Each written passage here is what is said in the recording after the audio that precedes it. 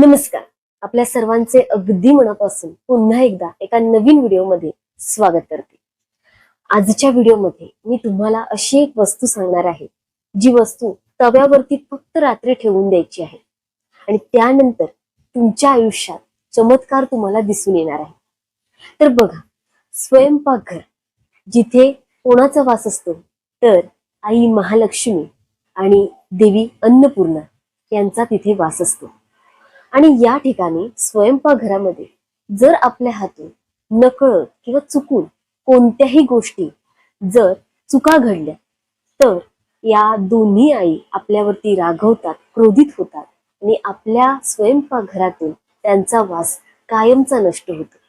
तर अशा कोणत्या चुका आहेत ते स्वयंपाकघरात करू नये, किंवा अशी कोणती वस्तू आहे जी आपल्या घरामध्ये बाहेरून येणाऱ्या व्यक्तीला त्या वस्तू दिसता कामा नये.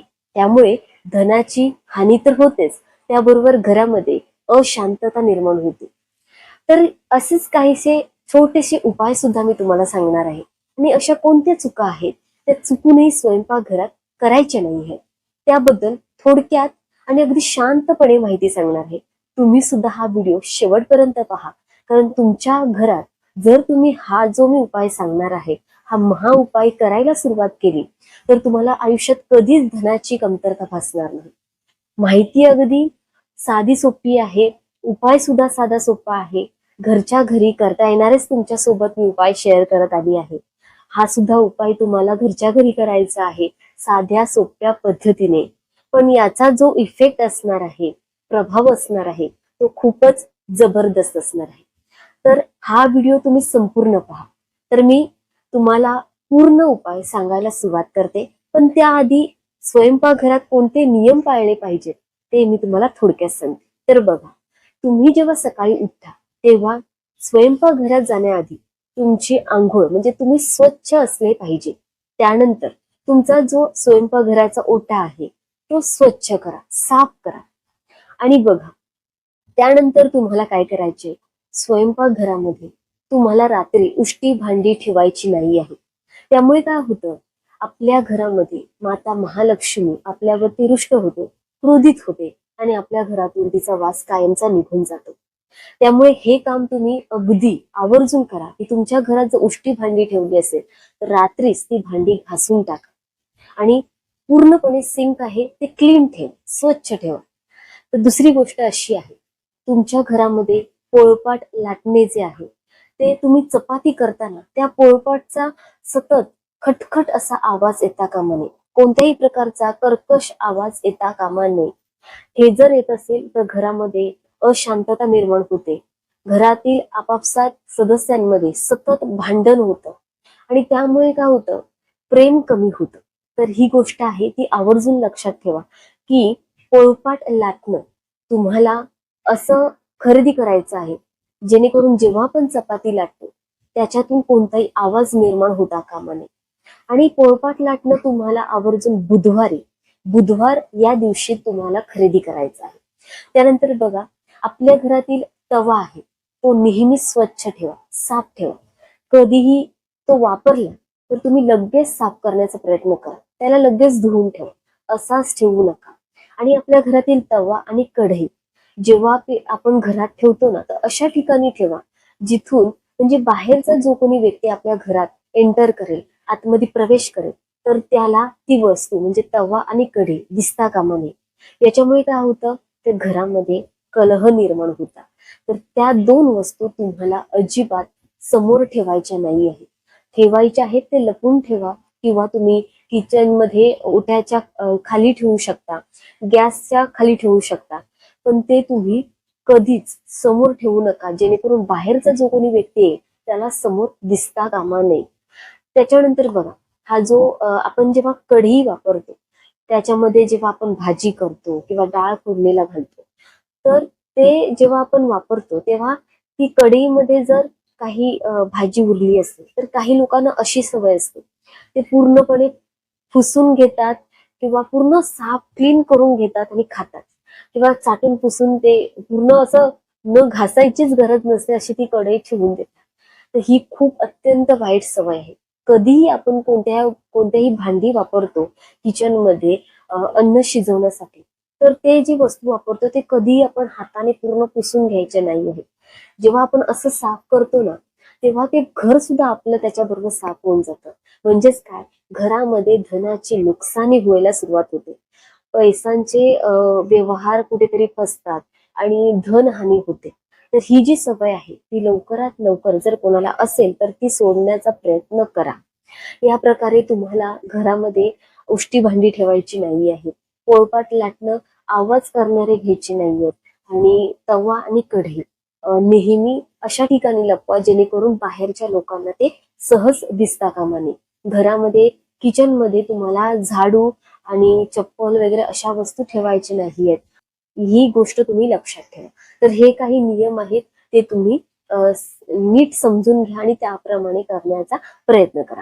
आता मी तुम्हाला असे महाउपाय एक सांगणार आहे, जो उपाय केल्यानंतर तुमच्या आयुष्यात धनाची तर कमतरता भासणारच नाही, पण घरामधील सदस्यांमध्ये आपापसात एवढं प्रेम निर्माण होईल, कधीच भांडण होणार नाही घरामध्ये, कधीच क्लेश कलह निर्माण होणार नाही. तर हा अगदी छोटासा उपाय आहे, तुम्हाला करायचा आहे.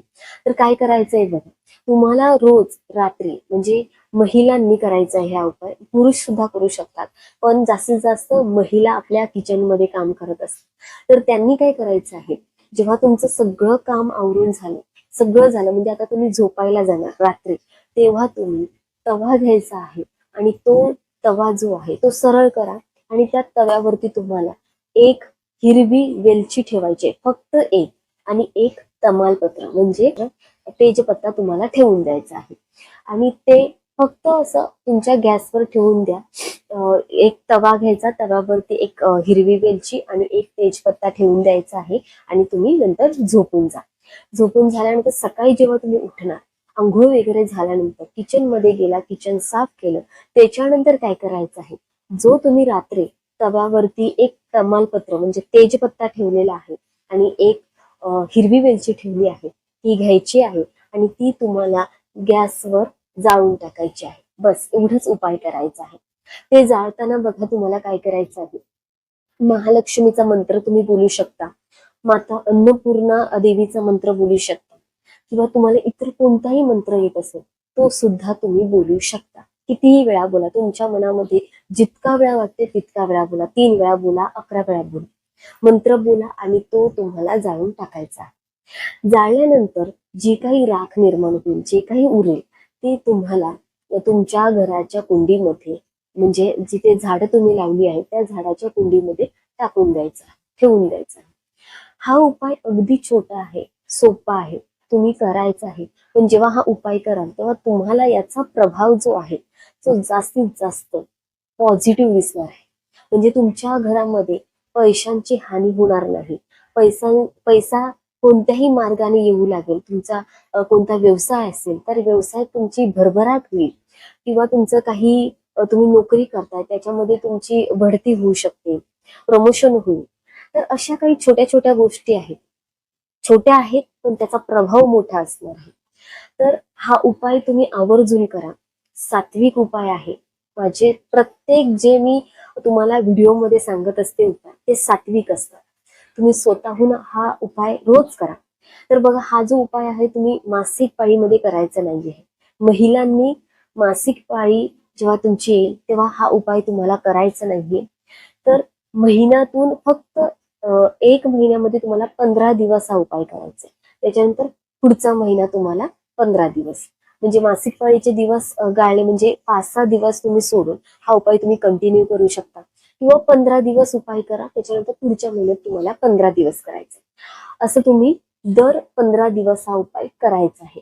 तर बघा, आपण जे काही अन्न शिजवतो स्वयंपाकघरामध्ये, ते अन्न प्रसाद स्वरूप असते.